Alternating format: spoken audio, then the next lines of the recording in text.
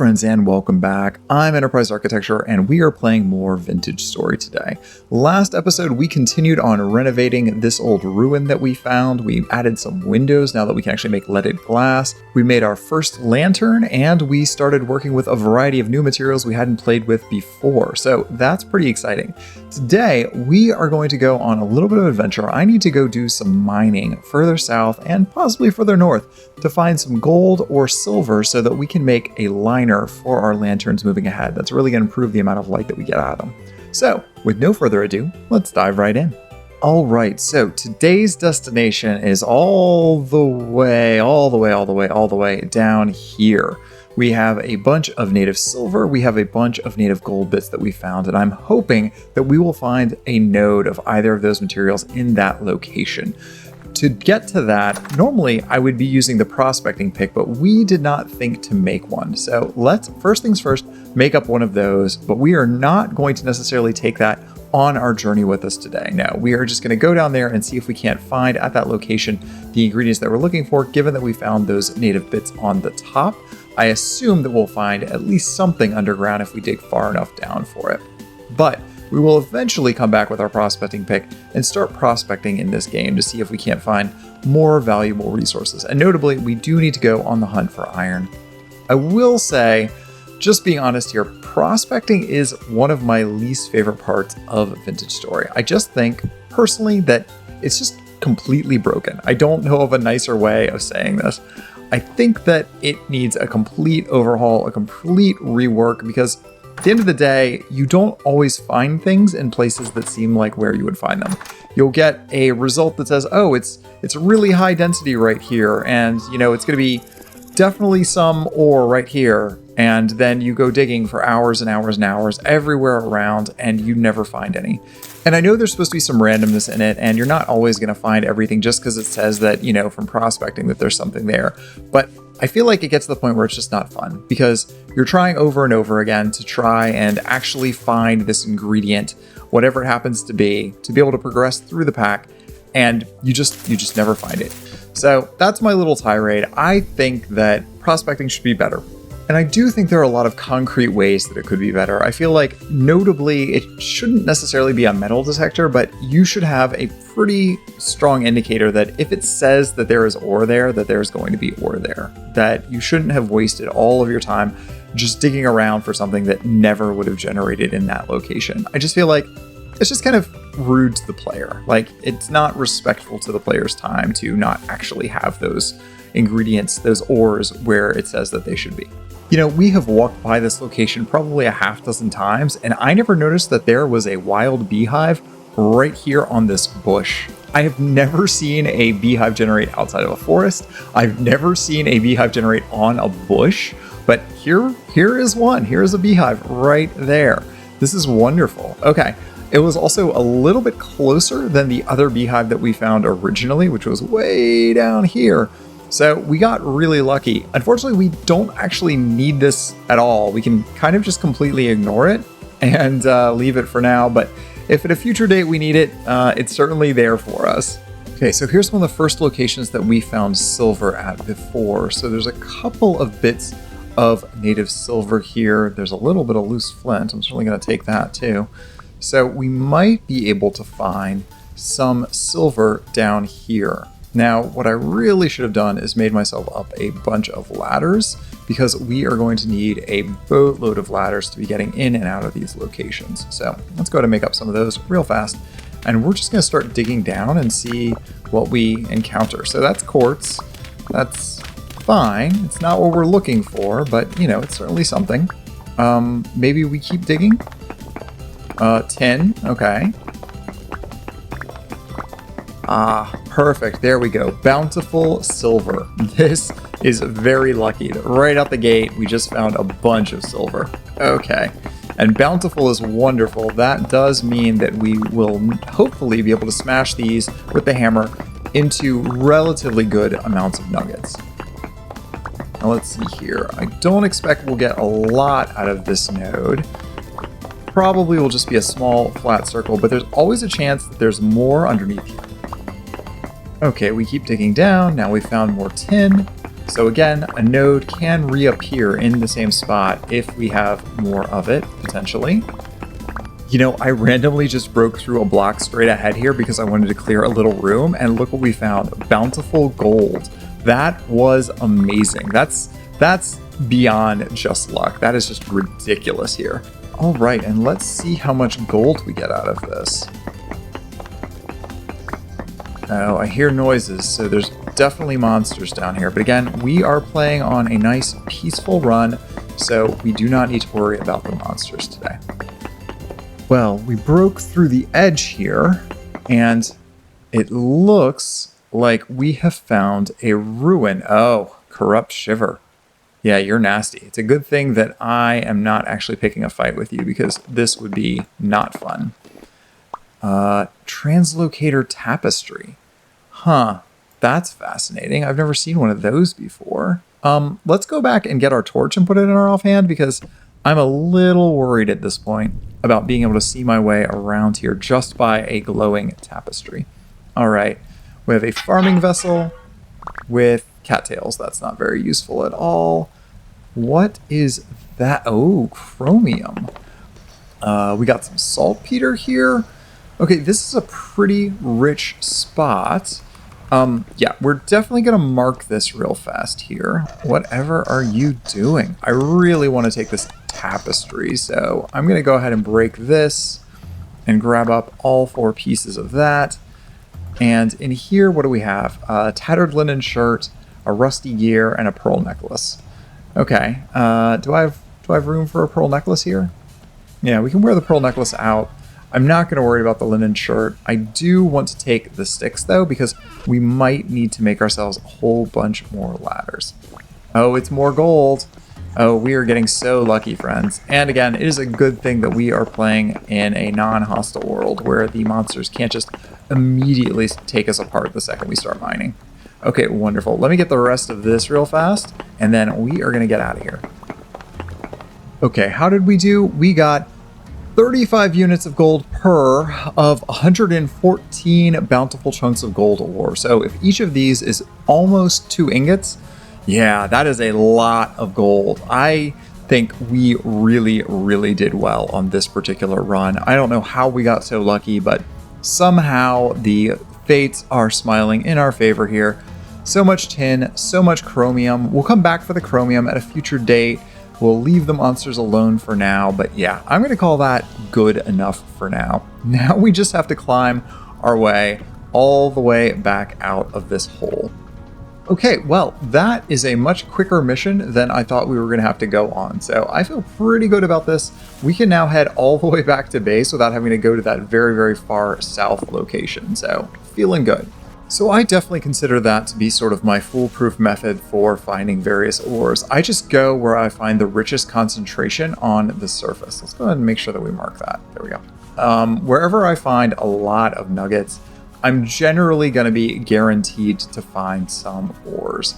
Now, that's not always completely foolproof, and one of the biggest drawbacks to this method is I don't think I have ever, in my entire time playing Vintagestory, ever found a single iron nugget on the surface. Like not once. I just don't think it's ever happened. So for iron, I tend to instead try to explore caves and hope that I come across a node of it, some sort of a vein that's just sitting right there somewhere near the surface. So just dipping into caves for a little bit and seeing if I can find any.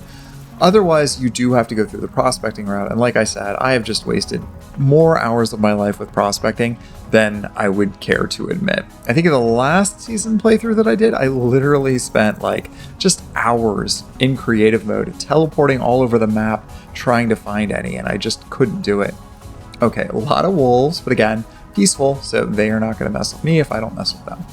Okay, back at base here, we do have this lovely tapestry, so I think maybe we go ahead and put it on one of our walls. Maybe not in here, because we are probably going to use all of these walls for storage and whatnot. So maybe this becomes a feature in this space, perhaps? Like something here as we go up the stairs. Does that conflict with that? No, I don't think it does. I think we can probably just get away with putting something like this. Although we will have to figure out the right order for these, because I think they do actually go together if we do it properly. And there we go. Okay, now we have a nice tapestry that works properly. Okay, looks good. Let's go ahead and grab up our hammer real quick here, and we will start breaking all of these ingots here, or excuse me, all of the nuggets. Okay, we were able to Jenga everything in here, and now we have all of our various ingredients. That is a lot of gold. Let's see here. We can then smelt this into an ingot, and then the ingot, we should be able to then hammer down until we get gold sheets out of it. The only thing that we're missing here is we are going to need a forge for this. So let's look up a forge real quick. And this is easy. We just need a bunch of cobblestone, or it looks like any stone whatsoever. Do we have another source of stone that's going to be easily available without having to use up all of our cobblestone? Gravel. We have some andesite rock. We could just do that real quick, right? Oh, nope, it does not look like it likes that. All right, we can certainly do cobblestone then instead. There we go, one forge, no problem. And we will put this down right here. How much charcoal do we have at this point? We have 26 pieces of charcoal. That should be enough to get relatively far here. Let's go ahead and take a decent amount of our gold. Let's do, well, we can only work with a certain amount at a time. So we can make basically 4 ingots here, and that's going to be the limit of what we can work with. So I think what we need to do is put 80 ingots into our crucible to fire that up real quick. Put you back there, put you back there. All right. And we can make 4 ingots with this real fast. We'll put that in there. We'll grab up 4 pieces of peat. I think 4 is the magic number here. I know 3 is supposed to be the magic number, but that should work. And now we will light this up. So while this is getting up to temperature, some of you have seen in the previous episode that I recently found a stray kitten, and I had been nursing it back to health, taking care of it, and basically introducing it as a member of the household. But I also have 2 senior cats that are each 14. So having a 6-month-old kitten along with a bunch of 14-year-old cats has been a little bit of stress, let's say. So if you hear any noises in the background today, we've just moved the kitten to her own room upstairs here. So she finally has a little closet area that's really nice. I say a closet, it's actually called a trunk room. It's actually like a mini office that they were using originally when this house was built. But it's a lot of space. It's got a window for her and everything, and it's much warmer than the downstairs bathroom. So we've got her moved up there from the downstairs bathroom, and I think she'll like it. But right now there's just a lot of tension because it's a new space and the other cats want to be in that space. So there's some competition, although they have a different room that they are allowed to be in. They have their own little bedroom as well. So hopefully that'll work itself out. But I am having to pause the recording every few minutes as I have to run out and not break up a fight, but definitely deal with a hissing match that's going on. And there we go. Perfect. We only needed 3 pieces. Oh, that's in the wrong spot. We only need 3 pieces of charcoal. Why? Oh, it's because these have to be in our offhand. That's what's screwing us up. Okay, great. Let's go ahead and get these ingots done. There we go. Now, unfortunately, I think these are going to cool down too much for us to be able to just pick them back up and forge them immediately without actually going through the trouble of heating up the forge. Now, it looks like we got metal fragments back from the FMA mod, and we also got a broken tin bronze pickaxe head. I don't know if that means that we can actually fix this. I assume so, but we can find out when we're experimenting here once we have this gold going. We need to do the gold first, though.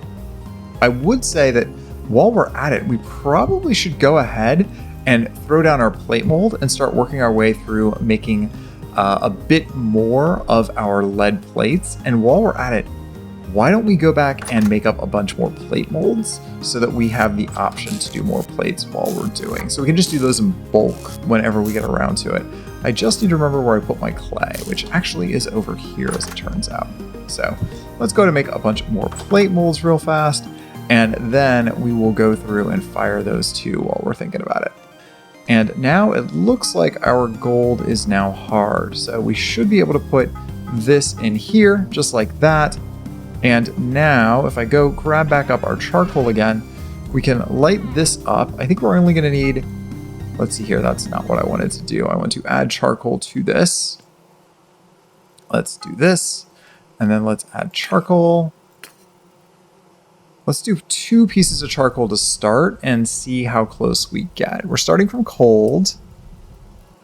And there we go. We're going to let this heat up just a little bit more so that it doesn't cool down immediately while we're working it. We're going to get basically to 1200, I think, and then we're going to take it over to the to the anvil. Let's put you down here, and we want to find the lantern lining. We're going to do 2 of those. That requires 1 gold ingot. And now we just need to grab our hammer here. Let's go ahead and splat to start.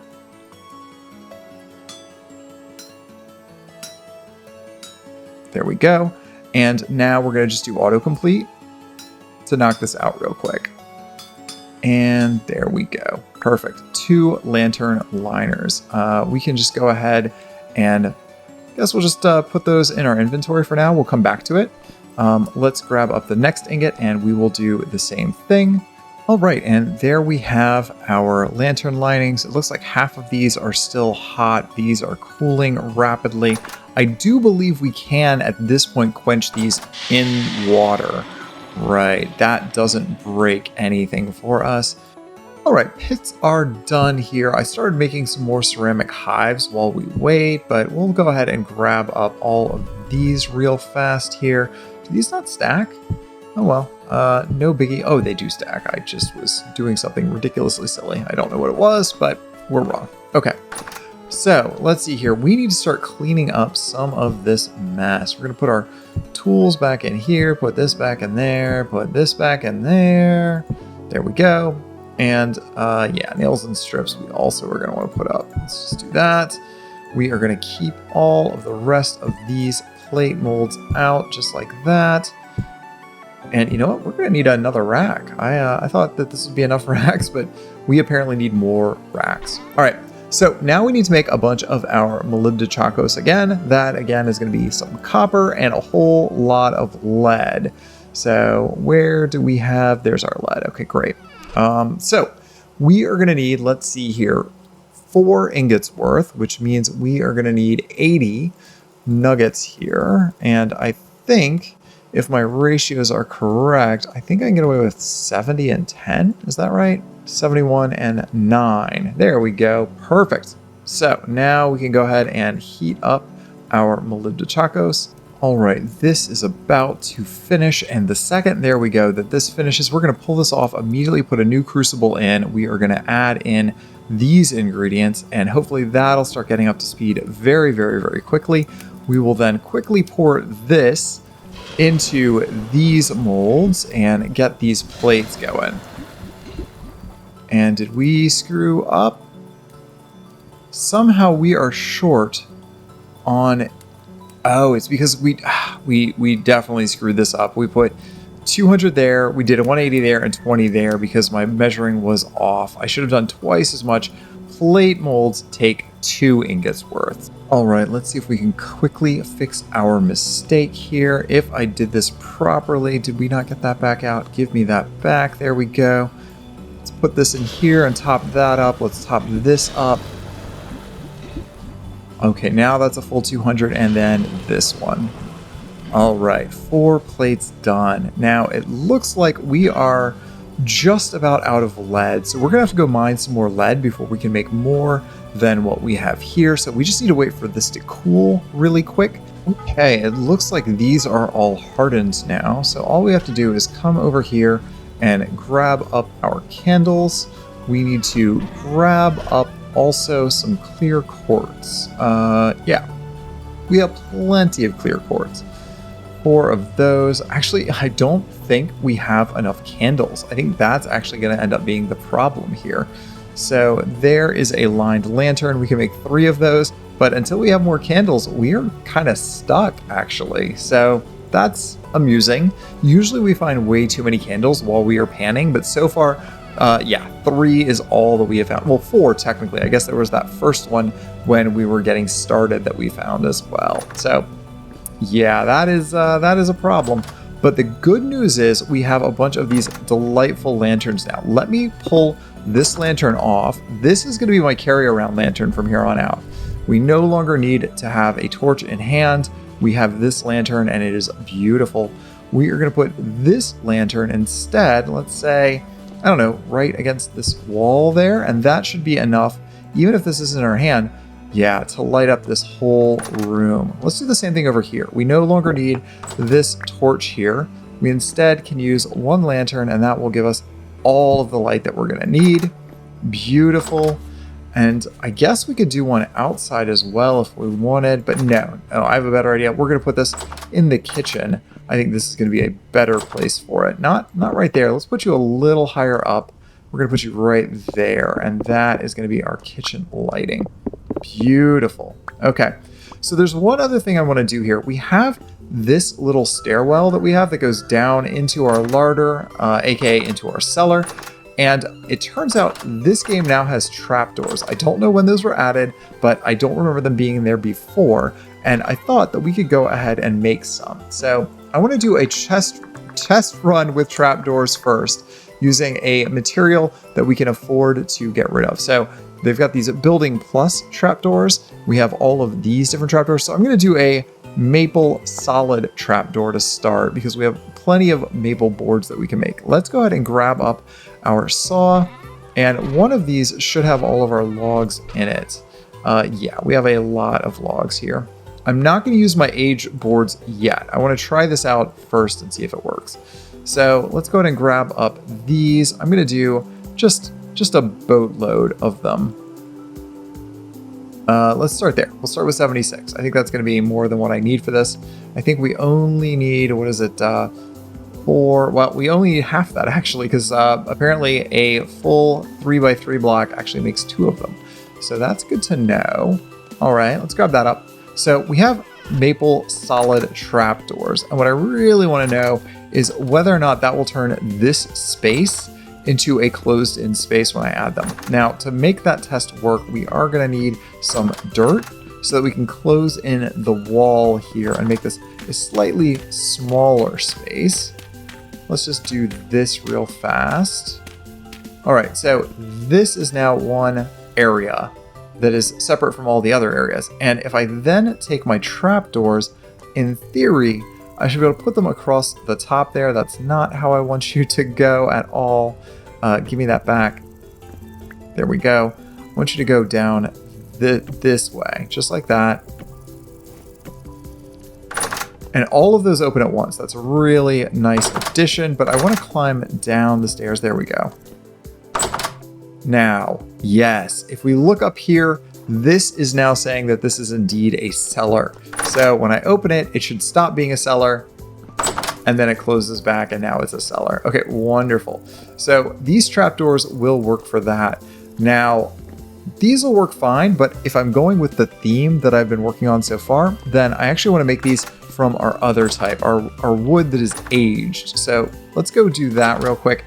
We are going to need 18 aged wood planks to make that. So I think we have more than enough here.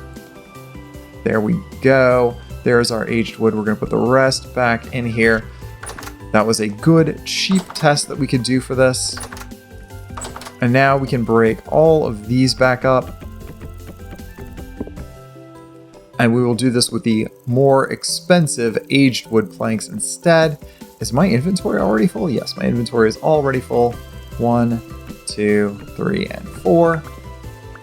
All the rest of these should then be grabbed back up. These also appear to work as ladders. I can go right up them and down them. That does mean that going downstairs, I have to hold shift to get down the stairs. But yeah, okay, this is now a cellar. Beautiful. Okay, so we have a nice little closed-in cellar that we can get to down there. That is perfect.